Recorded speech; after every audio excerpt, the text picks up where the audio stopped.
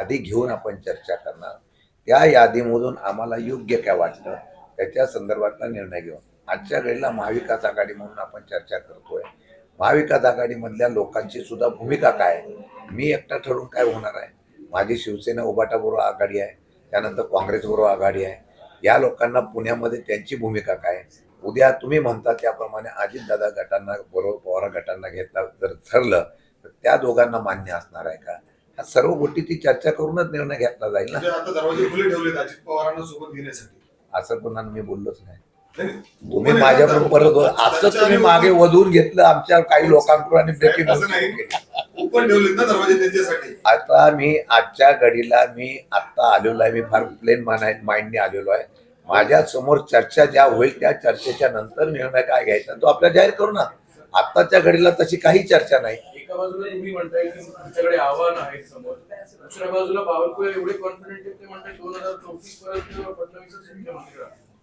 नाही, आम्ही कुठं म्हणलं फडणवीस बदलणार आहे? आम्ही म्हणत नाही, तेच म्हणतात बदलणार आहेत म्हणून. आता एकनाथ शिंदे म्हणतात की मी काही महिन्यानंतर मी मुख्यमंत्री होणार आहे. त्यांच्या महायुतीमध्ये त्यांच्या एक होऊन द्या की कोण मुख्यमंत्री होणार आहे. अजितदादांचे कार्यकर्ते म्हणतात की अजितदादा आता मुख्यमंत्री होणार आहे. आम्ही तर अपेक्षा कधी व्यक्त केली ना की आम्ही आमच्या पक्षाचा मुख्यमंत्री होणार आहे.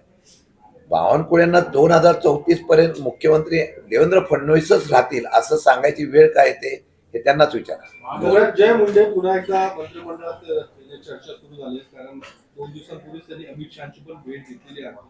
काय तुमचा विरोध असेल धनंजय मुंडेंना जर परत मंत्रिमंडळात घेतलं? मी काल आपल्याला सांगतो, ज्या वेळेला माणिकराव कोकाटेंचा विषय आला त्यावेळेला आम्ही हेच सांगितलं होतं की राजीनामा त्यावेळेला घ्यायला पाहिजे नव्हता. सरकार चालढकल करतंय, जाणीवपूर्वक त्या ठिकाणी पाठीशी घालतंय आणि काल शेवटी त्यांना तो राजीनामा घ्यावा लागला. सरकारची नामुष्की झाली.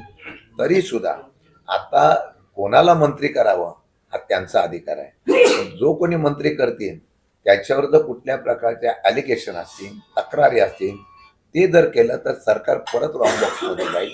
मला वाटतं त्यांनी जर तशा प्रकारचे निर्णय काय घेतले तर आम्ही ते निश्चितपणे जनतेपुढे जाणार आहोत. काल सुप्रियाताई या संदर्भात म्हटलं होतं की मी बीडमध्ये जाऊन आंदोलन करू.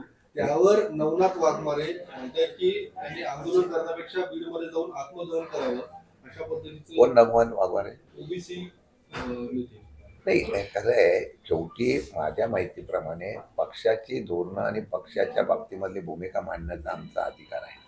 हा काय मराठा आणि ओबीसी वाद वगैरे नाही आहे. हा महाराष्ट्रामधल्या असलेल्या कायदा सुव्यवस्थेचा वाद आहे. जिथे बीडमध्ये ज्या पद्धतीने परिस्थिती निर्माण झाली होती सगळ्या महाराष्ट्राने बघितली. स्वतः पालकमंत्रीमधून अजितदादा ज्यावेळेला तिथे गेले त्यावेळेला त्यांनी स्वतः सांगितलं की बीडची परिस्थिती फार भयानक आहे. हे ज्यावेळेला पालकमंत्री म्हणून ते बोलतात त्याच्यावर जर कोणी अंकुशच ठेवायचं नसेल, कोणी जर विरोधकांनी आवाजच उठवायचा नसेल तर काय मोकळं रान कोणाला करून ठेवलेलं आहे काय? त्यामुळे त्यांना काय बोलायचं बोलून द्या. पण एक वेळ अशी येईल की ज्यावेळेला चुकीची माणसं ज्यावेळेला समाजाचं नेतृत्व करतात त्यावेळेला ती परिस्थिती बघितल्यानंतर समाजच त्यांना बाजूला करेल आणि त्यामुळे समाज बदनाम होतो. असे वाघमारेसारखे असे बोलणारी मंडळी आहेत. आत्मदहन करायला सांगतो, त्याला काहीतरी तारतम्य पाहिजे. पद आहे म्हणून कुठल्याही प्रकारची आता हे करणं योग्य नाही.